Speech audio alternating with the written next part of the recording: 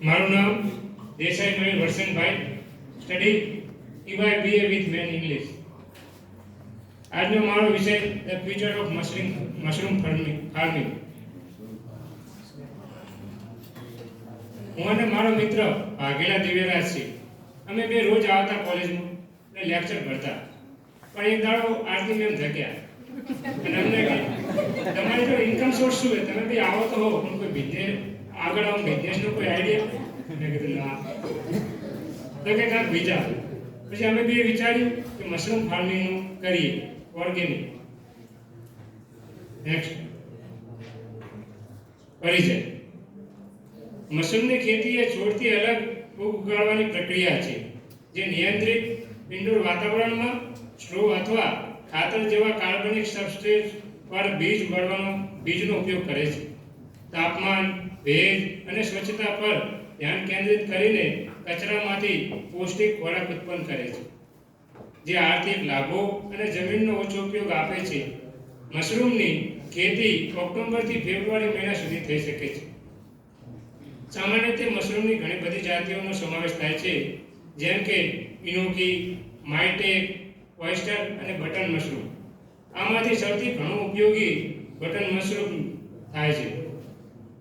Button મશરૂમના ફાયદા. Button mushroom એ પોષક તત્વોથી ભરપૂર, ઓછી કેલરીવાળું સુપર ફૂડ છે, જે એન્ટીઓક્સિડન્ટો અને રોગ પ્રતિકારક શક્તિ વધારનારો સેલેનિયમથી ભરપૂર છે. તે હૃદયના સ્વાસ્થ્યને પ્રોત્સાહન આપે છે, વજન નિયંત્રણમાં મદદ કરે છે અને આવશ્યક બી વિટામિન અને પોટેશિયમ પ્રદાન કરે છે. જ્યારે પ્રીબાયોટિક્સ દ્વારા આંતરડાના સ્વાસ્થ્યને પણ ટેકો આપે છે. નિયમિત સેવન રોગ પ્રતિકારક શક્તિમાં સુધારો કરી શકે છે અને ઓક્સિડેટિવ તણાવ ઘટાડી શકે છે. બટન મશરૂમ બનાવવા માટે મુખ્ય ભૂમિકામાં પહેલા તો કમ્પોસ્ટ હોવું જોઈએ. કમ્પોસ્ટ તૈયાર પણ મળી શકે અને તેને તમે ઘરે પણ બનાવી શકો છો. પછી તે કમ્પોસ્ટને એક થેલીમાં ભરી અને મૂકી દો.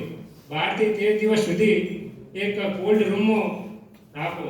એ રૂમની તાપમાન 16 થી 25 સેલ્સિયસ તાપમાન હોવું જોઈએ. પછી તેમાં 15 થી 16 દિવસ પછી તેમાં 3 થી 4 સેન્ટીમીટર જેટલું કેસીન ભરો. કેસીનની લેયર ચડાવો અને તેને ફરીથી 12 થી 15 દિવસ સુધી તે રૂમમાં રાખો, જેની સેલ્સિયસ 16 થી 20 હોવું જોઈએ.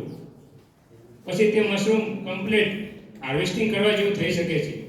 પછી તેને ઝાડવેક લઈને હાર્વેસ્ટ કરવું, જેથી તે 3 થી 4 વખત હાર્વેસ્ટ બીજી વાર પણ કરી શકાય. નેક્સ્ટ પછી તેને એક સાફ પાણીમાં સોડિયમ મેટાબાઇટ સલ્ફેટ ઉમેરવું અને તેને સ્વચ્છ રીતે ધોઈ નાખવું. અને પછી તેને સારી રીતે પેકેજિંગ કરવી, જેથી તેને તમે મંડીમાં જઈને સારી રીતે વેચી શકો અથવા તો ઈ-કોમર્સ દ્વારા પણ વેચી શકો છો. નેક્સ્ટ અને તેનાથી થતા લાભો. બટન મશરૂમના એક પેકેટની કિંમત લગભગ અત્યારે 110 થી 200 સુધી પણ જઈ શકતી હોય છે. એક પોલિથીન બેગમાં પણ 3 થી 4 વાર હાર્વેસ્ટિંગ કરી શકાય છે અને એક બેગમાં 3 થી 4 કિલો બટન મશરૂમ મળી શકે છે. હાર્વેસ્ટિંગ કર્યા પછી વધેલા કમ્પોસ્ટને તમે તે ખેતરમાં પણ નાખી શકો છો, જેથી ખાતર તરીકે તેનો ઉપયોગ થઈ શકે છે. જો એક વર્ષમાં 10,000 બેગ બનાવીએ તો 20 લાખ સુધીનો પણ નફો મળી શકે છે. તમારે જો ઘરે પણ આ પ્લાન્ટ નાખવો હોય તો તેનો ખર્ચ, કમ્પોસ્ટ બનાવવા માટે લાગતો ખર્ચ 4,000 છે. કમ્પોસ્ટ ભરવા માટે લાગતો પોલિથીનનો ખર્ચ 1,000 રૂપિયા. મશરૂમ ઉગાડવા માટે એક રૂમની જરૂર પડે, તેનું ભાડું 6,000. પોલિથીનની થેલીઓને મૂકવા માટે ઉપયોગ કરેલ સ્ટીલના ઘોડાનો ખર્ચ 10,000 રૂપિયા. કમ્પોસ્ટ ઉપર કેસીનને લેર ચડાવવાનો ખર્ચ 5,000 રૂપિયા. મશરૂમને વેચવા માટે પેકેજિંગનો ખર્ચ 10,000 રૂપિયા. મજૂરીને 1 મહિનાની મજૂરી 10,000 રૂપિયા. આમ તમે 45 થી 50,000 રૂપિયામાં પોતાનો પ્લાન્ટ ઉભો કરી શકો છો. Thank you.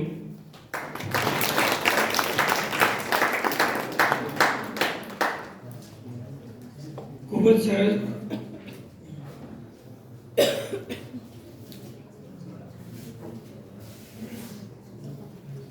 સદાની નિલેશ હવે આવશે અને એ પોતાનું પ્રેઝન્ટેશન આપશે.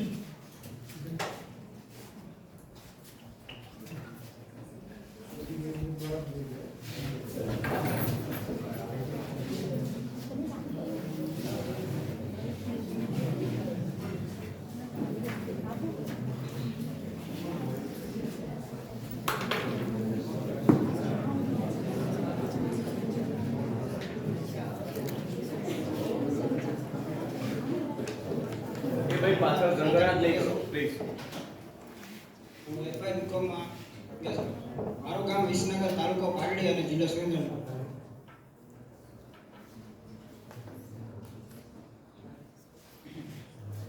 બિઝનેસનો પરિચય.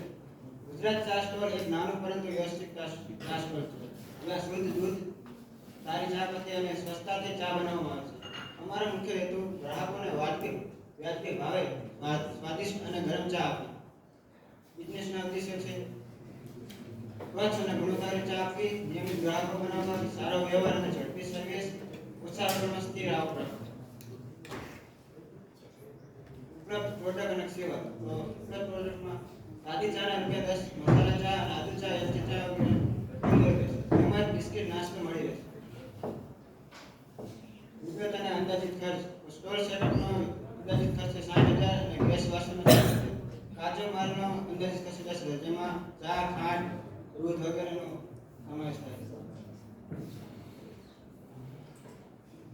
દૈનિક આવકનો અંદાજ જોઈએ તો સરેરાશ રોજ 150 થી 200 કપ ચાનો વેચાય તો પ્રતિ કપ ચા કિંમત 10 થી 20. અંદાજિત દૈનિક આવક 1500 થી 3000 માસિક આવક. માસિક આવકમાં જોઈએ તો 40,000 થી 80,000 આવે. સ્ટોલનો સમય સવારે 6 થી 11 નો અને સાંજે 4 થી 10 વાગ્યા સુધીનો રાખો. ભવિષ્યની યોજના અને વિસ્તરણમાં જોઈએ તો ભવિષ્યની યોજનામાં કોફી અને ઠંડી પીણા ઉમેરવા, નાસ્તાની વસ્તુઓ પણ વધારે. વિસ્તરણ હેતુ ગ્રાહકોની સંખ્યા વધતા બીજા સ્થળે પણ ચા સ્ટોલ શરૂ કરીને આવક વધારવી.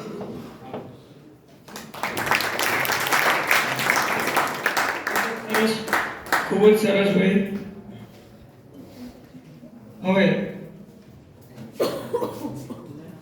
વ્યાસ હિરલ આવશે.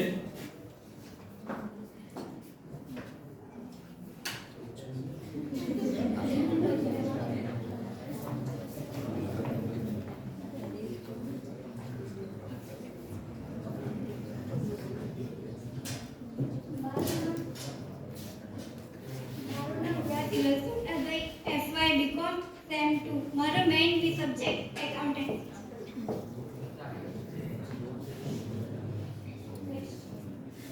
બિઝનેસ પ્લાન, ફેશન અને વ્યવસાયિક દ્રષ્ટિકોણ. પરિચય. આજના યુગના ટ્રેન્ડ અનુસાર લોકો અલગ અલગ જગ્યાએ ફેશનેબલ કપડાં પહેરતા જોવા મળે છે. તેથી મેં બાળકો અને મહિલાઓ માટે કપડાનો વ્યવસાય શરૂ કરવાનું નક્કી કર્યું. આ પ્રમાણે મેં મારી દુકાનનું નામ યી ફેશન હબ રાખ્યું અને તેનું સરનામું ગુરુકૃપા દુકાનની સામે CG રોડ, અમદાવાદ. અમારો ધ્યેય ગ્રાહકોને